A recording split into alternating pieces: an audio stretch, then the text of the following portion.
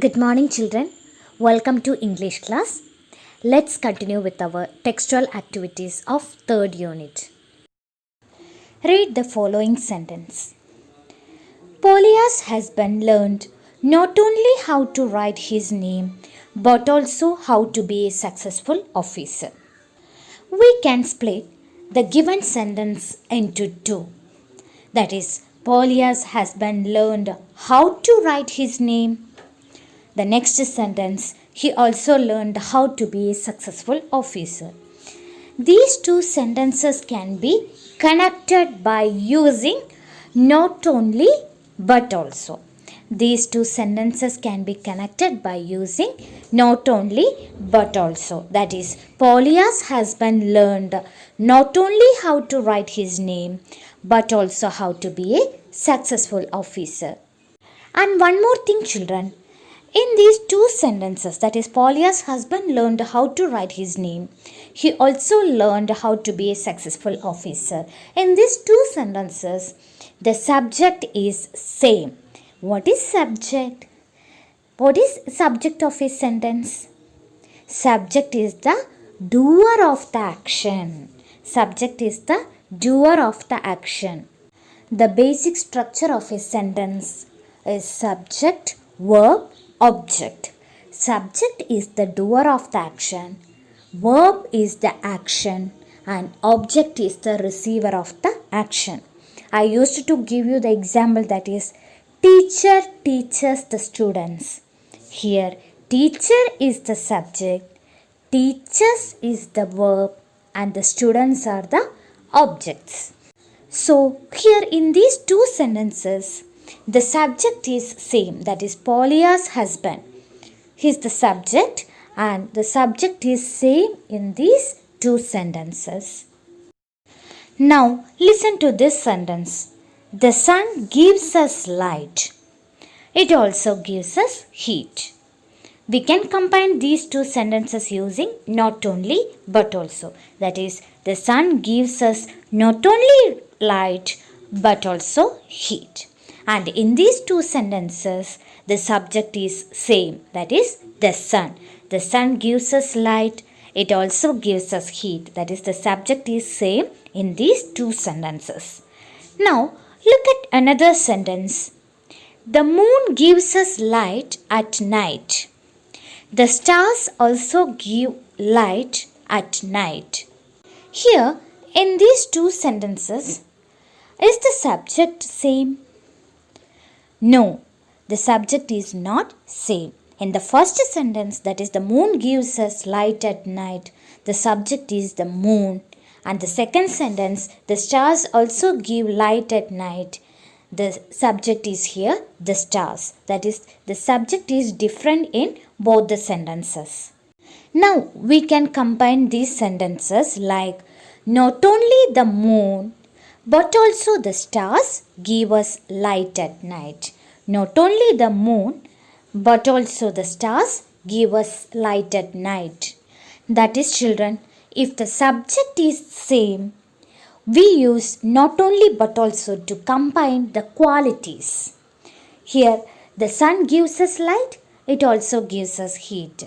That is, the sun, in both the sentences, the subject is same and its qualities are different. In the first sentence, light. In the second sentence, heat. So, when the subject is same and the qualities are different, we use not only but also to combine the qualities. The sun gives us not only light but also heat. If the subjects differ and the qualities are same, that is, the moon gives us light at night, the stars also give us light at night. Here, the subject is different in both the sentence and the qualities are same. So, in that particular case, not only but also comes before the subjects. That is, not only the moon but also the stars give us light at night. So, children, once again, if the subject is same, we use not only but also to combine the qualities. If the subjects differ, not only but also comes before the subjects. Let's go through some more examples. She is not only beautiful and smart, but also kind hearted. He was not only a great blogger, but also a great photographer.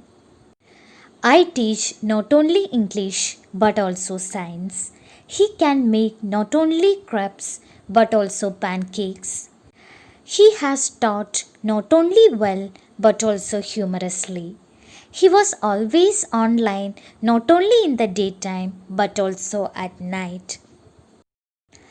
They not only feel comfortable in chat room, but also consider its being their home. She has not only inspired me, but also changed my life. See children, in all these sentences, the subject is same. So, not only but also is used to combine the qualities. Here, all these sentences, subject is same.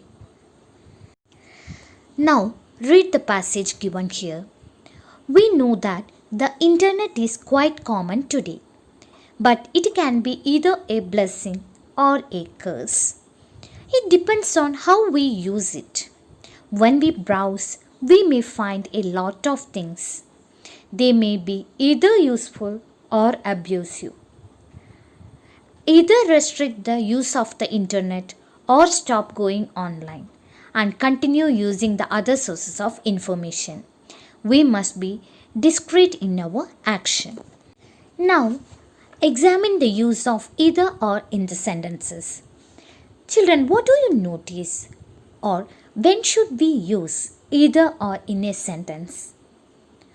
Either or is used in the context of having options or choices between two or more objects. When should we use? Either or is used when we have options or choices between two or more objects. Okay, children, either or is used when we have options or choices between two or more objects.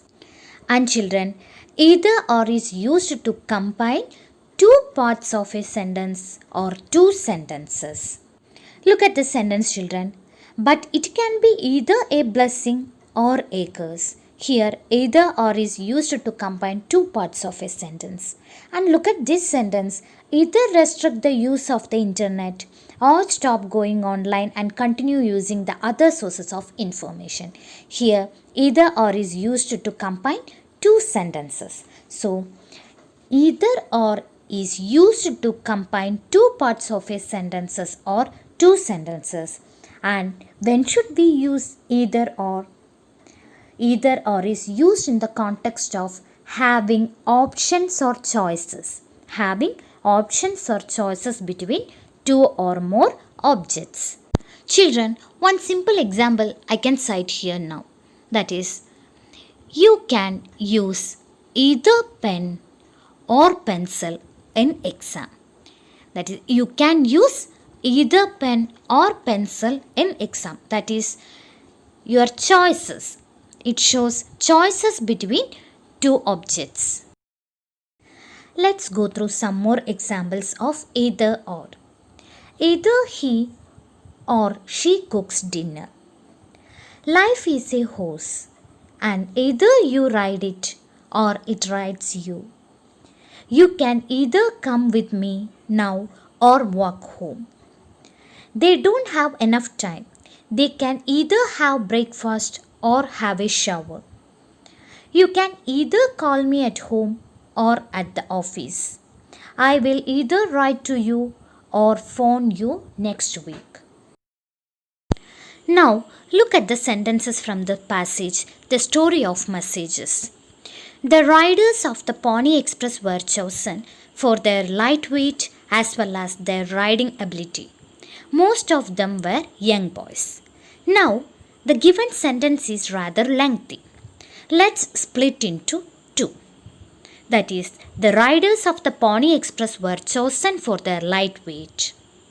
They were also chosen for their riding ability. Here, the two sentences are combined by using the conjunction as well as. And children, as well as means also, or in addition, that is as well as. So as well as means also or in addition. So the sentences here, the two sentences combined by using as well as. Now children, examine the given sentence. The teachers as well as the headmaster are members of the club. You may notice that the verb agrees with the first subject.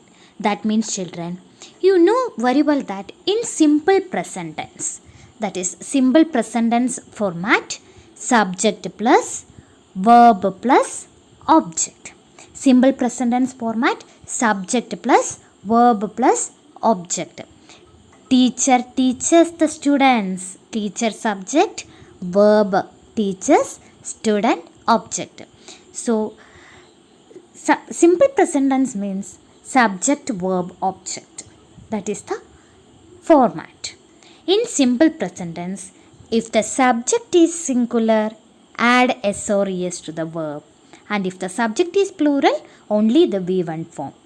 If the subject is singular, add s or es to the verb. That is, the teacher teaches. Teacher is singular, so we add es to the verb teach.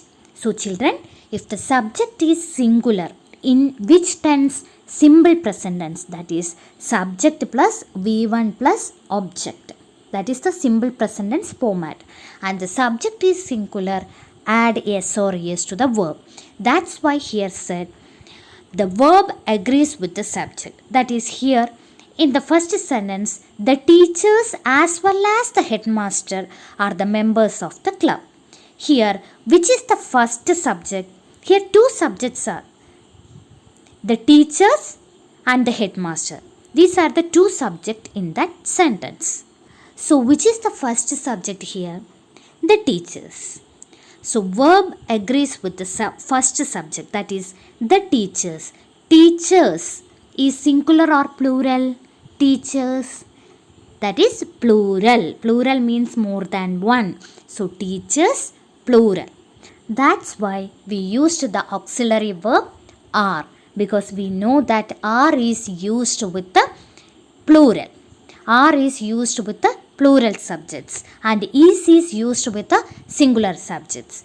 Are is used with the plural subjects. So here are is the auxiliary verb and that verb agrees the first subject. That verb agrees with the first subject. That is the teachers, here plural subject. That's why the auxiliary verb are is used. And you should remember one thing children, while connecting the sentences with the as well as, the verb in that sentence agrees with the first subject. Okay. Now look at this example. The moon as well as the stars give us light. Here which is the first subject? Moon. Here moon is singular or plural? Moon is singular. So if it is singular means in simple present tense, if the subject is singular means add s or es to the verb. That's why in the verb we add yes, that is gives. So the moon as well as the stars gives us light. Here the moon is the first subject and verb gives agrees with the first subject. Is it clear children? So as well as means also or in addition, that is as well as. And while connecting two sentences with the as well as, the verb agrees with the first subject. The verb agrees with the first subject. Let's go through some examples. Trees give us fruits. They also give us shade. Trees give us fruits as well as shade. Next one. She owns a car. She owns a motorbike. She owns a car as well as a motorbike. Look at these sentences. Maya is studying for the test. Her friends are studying for the test. Here, Maya as well as her friends is studying for the test. That is, verb always agrees with the first subject. Here, Maya is the first subject and Maya is singular. That's why we used the auxiliary verb is. Next one, the moon gives us light at night. The stars also give us light. The moon as well as the stars gives us light at night. Here the moon is the first subject. That's why we add yes to the verb give. That is, verb agrees with the first subject. Now let's move on to next activity. Read the sentence from the story Polya. Here Polya, he said, is the latest teach yourself Russian, which is based on up-to-date methods. I am going to show you how to use it. Here we use going to. That is, go is the verb plus ing. Going to, verb plus ing. Going to talk about what we intend to do in the near future. That is, we use going to when we have already decided to something in the future.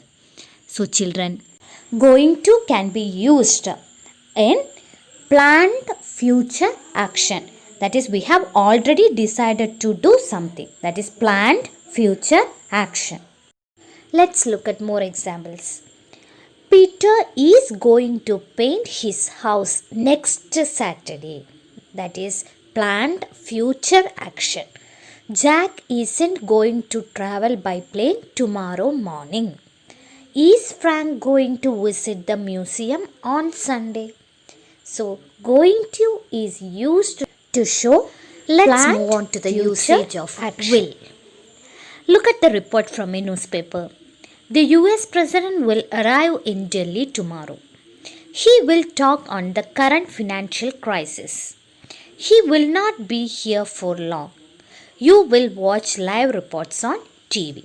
Here, will is used to denote a future course of action. Will is used to denote future tense. Okay, children, and will plus V1. Along with will, only the first form of the verb is used. Will plus V1. Look at this. Will arrive. Will talk. Will not be. Will watch. So, will plus V1, and will is used to denote future action. So, children, by this we have completed our third unit. The rest of the textual activities will be given as PDF file. Write down in your notebook.